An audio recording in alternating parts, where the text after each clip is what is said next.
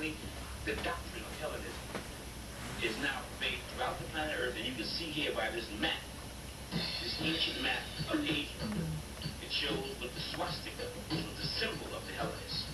The swastika and the cross shows you their influence.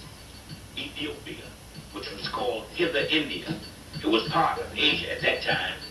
They separated it from Asia. They show you the cross, where you see the cross and the swastika is where the Aryan doctrine, the Hellenist doctrine, the doctrine that sent people to hell, where they were influenced, where they had the strongest influence on the planet Earth. They were able to destroy all the true teachings. There's no one who has the 100% true teachings that's able to come out with the true teachings on the planet Earth today, because they have a penalty of death for them. This is further India, Cambodia, Sambo, Judasia, the land of the descendants of Sambo, the original man. You see the swastika. The Asian religious teachings have always been under attack. The European Hellenists went from one part of the earth to the other with the primary objective of sending the people of earth to hell. The Hellenist swastika, that's what that means. They have the cross to Christianity, the distorted teachings. This was started 4,000 years ago. This map is from 2,000 years ago. This book called the Book of God, I will explain to you what this book is about a little later. But right now, I just want to show you that what's in this book. It says the plain truth is that not a single sacred volume of the past is free from corruption. This book is explaining to you that all the religious documents in the West are corrupted. The Emperor Nero, they murdered his mother for divulging the secrets. It's punishable by death to speak of the true teachings of God. They killed Nero's mother for doing it. It's punishable by death to teach the Negro, the American, the Afro-American, anything of the truth of God. To disclose this would be punishable by death. There is a contract out for teaching the true teachings of God. The Negro does not know this. The people of the present are ignorant like the people of the past. This book explains to you how they set up death as a penalty for teaching the truth. Death was the punishment, and the priests, the head of the church, were the murderers. They would kill you. They had a vested interest in teaching all the people lies about God. And the priests were the #1 murderers. The Negro doesn't know this. The apocalypse, the revelation, was death to divulge. Now this was 4,000 years ago, and then as late as Alexander, which was 2,000 years ago. The Messiah, the Negro was looking up in the air for somebody to come down with wings. They say here the Messiah is just a savior. He's a man in all respects, not free from human error. However, his doctrine is the doctrine of God, but he's a human being like everybody else, and he makes mistakes like everybody else. You can't tell you're a Christian this. He's looking for Jesus Christ to come down on a cloud. It's a position with his mentality. This is why the stone sculpture speaks loud and clear about the Negro's mentality. He has a robot mentality. He does whatever the white man says. He doesn't realize that he's been brainwashed. This is the fisherman of Nineveh, Noah's Ark. He's on a boat. This is Jonah trying to catch the Negro, to pull him out of the mental destruction that he's in. He's on his way to hell, but he does not know it. That's the Messiah with the net trying to catch the Negro. The Negro is on his way as a robot going to hell like a Frankenstein monster, but he does not know it. This is in stone. Look in your dictionary. This is an Oxford dictionary that Europeans use. White people use this dictionary. Look at the Negro dictionary that you have in your house and see if you find this word, Helen. Helen is the root word of Hellenist. Now look at the meaning of the word Helen, which they will not put in your dictionary. It says of or belonging to hell. Helen is the root word of Hellenism. It's infernal, it's hellish. That's the meaning of the word Helen. If this word Helen means belonging to hell, then Hellenist or Hellenism is a practitioner of putting you in hell. That's what the Hellenist culture is about in this country, belonging to hell. Hellene, a word that says the name applied to themselves. They call themselves this by all Greeks. It eventually spread to Italy and throughout Europe. They call themselves Hellenists. Because, why? Because their principal objective was to send the people of the planet Earth with their culture to hell. The Negro is to lead the way as proof by the Emancipation Proclamation, as you see here, the ultimate form of proof. Now you have to remember when evaluating this document that the Negro slave could not read. He was not allowed to read up until his freedom. when this proclamation was created. If he was caught reading, he was killed on the spot. So he had to read the symbols on this proclamation. This is how he read, by symbols.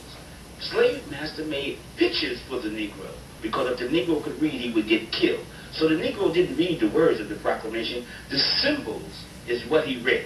Symbols and pictures and images have always been the Bible of the ignorant. And you can see with the Emancipation Proclamation that the slave master fooled the Negro with symbols and images just like they do today with television and the movies.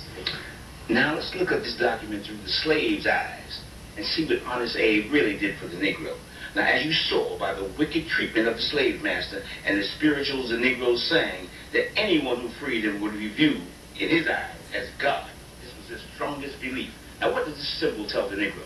He told him that a white angel, who he viewed as God, freed him. This is what Honest Abe told the Negro to believe. Honest Abe falsely told the Negro he would be happy and free, as that shows you right here. But again, Honest Abe tells the Negro to take your babies and make them love this white angel that freed you. This is the message to the illiterate slave. Honest Abe tells the Negro that he's going to get paid money. He never got paid during slavery. That was free.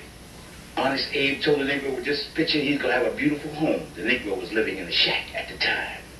With this picture, Honest Abe reminds the Negro that he's the one that gave him salvation, that they should pray to Honest Abe. This is what the illiterate slave saw.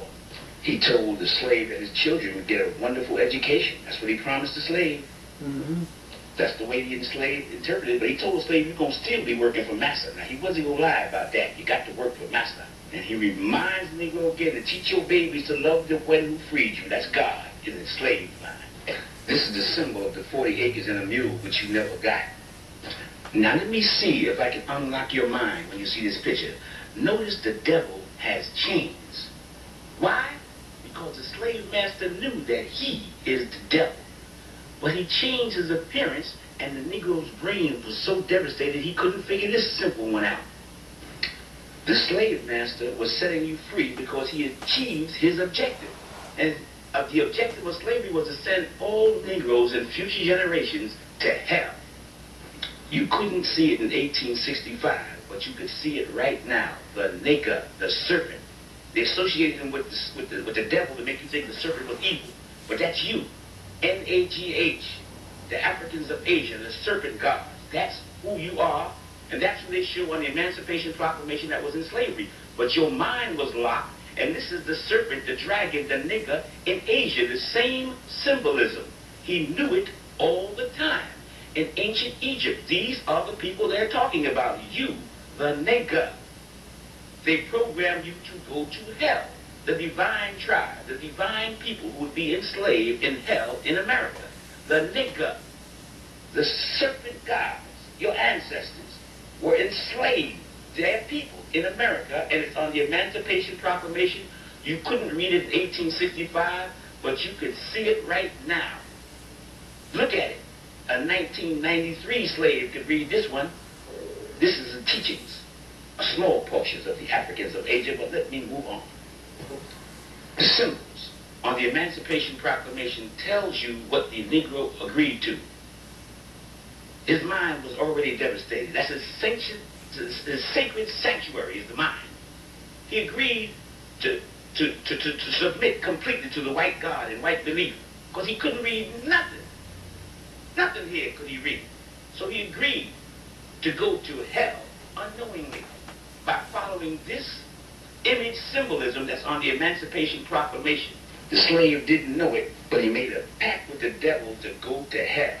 More than 4,000 years after the truth has been devoured, here comes the Negro on his way to hell, and he's not walking, homeboy, he's jogging.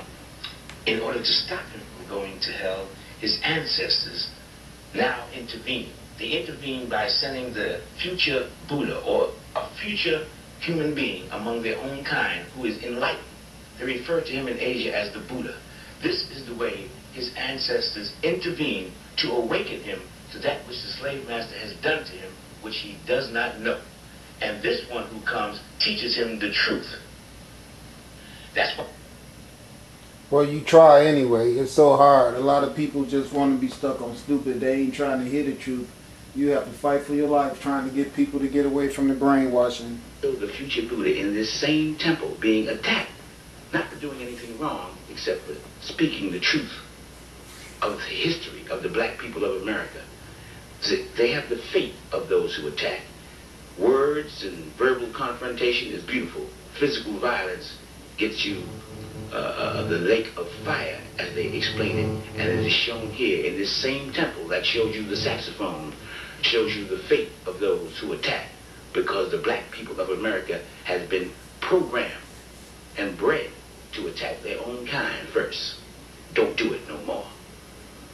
This temple speaks loud and clear. You don't want to do that to the one who brings you the truth. You want to sit back and talk. And this is in stone. Also, in Tibet, they show you that same stone punishment in the sacred Mandela. This is Mahakala, the god of pain. And it shows you how they punish those who attack. The Buddha, the future Buddha, is on the outside. He's not subjected to all of that. But it shows you what happens to the program, anybody of any race who attacks the truth when it comes at the end of the cycle. He winds up in this vessel here, referred to as the lake of fire. Physical violence for anybody of any kind. He's not subjected to all of that. But it shows you what happens to the program, anybody of any race who attacks the truth when it comes at the end. You how they punish those who attack. The Buddha, the future Buddha, is on the outside. He's not Also, in Tibet, they show you that same stone punishment in the sacred Mandela. This is Mahakala, the god of pain. And look at there. Right there in the corner. Where they tell you about the Buddha. That's the person that's telling you this story of immortality. The one that comes back to wake the people up and point out to them that they've all been put asleep and that they've all been brainwashed by a corrupt system of religion, dogma, and that they are suffering from spiritual bondage and need to be waking up to identify and return to their own natural given God spirituality of God selves. Now, if you look real good at this Buddha here, you would notice that that Buddha is encapsulated inside of what you would see to be synonymous with the female vagina. That's what I keep telling you about all God energy being encapsulated inside of. Let me make sure that's in this camera as I speak on that you can see it in it. Yeah, you can see that. Okay. Now, I just wanted to point that out to you. Now, also another thing that I wanted to point out while we on this frame also is that if you look at this pictorial right here, you can see the synonymous layout of it being the same as a layout as an astrological calendar, if you will.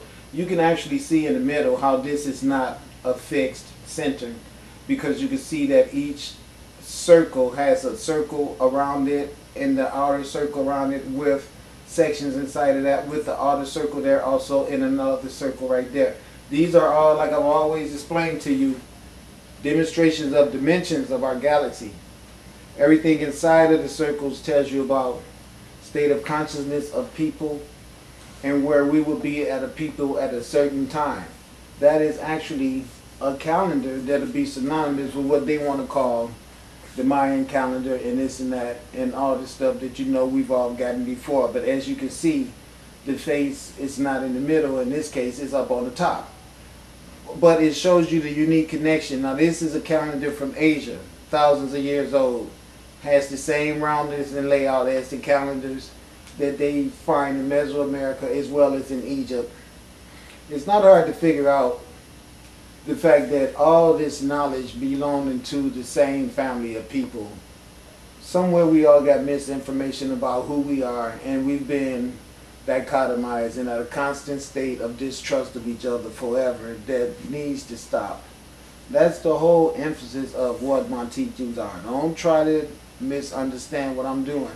I say a lot of horrible things because of the fact that these are me reiterating occurrences of the earth. Okay, that's all it is. Don't blame it on me if I get a little emotional sometimes and the human part of me take over and I might use some profanity or whatever. Let's just get over that. I'm not the person responsible for all these wars and all the psychopathic behavior on the earth. That's the reason why I have a problem sometimes and act a damn fool and say crazy stuff, because I have to talk to people that I know don't even want to hear the shit that I have to say to them. But it's my job to not only say it to them, but to get them to understand it, and it's frustrating. Man, I just can't believe how people want to remain just in the damn pig pen. I can't believe it. You know that stuff you believe is garbage, but because you're comfortable with it, because of the privileges of allowed to sin, you want to remain and stick with it as you see the earth dying around you.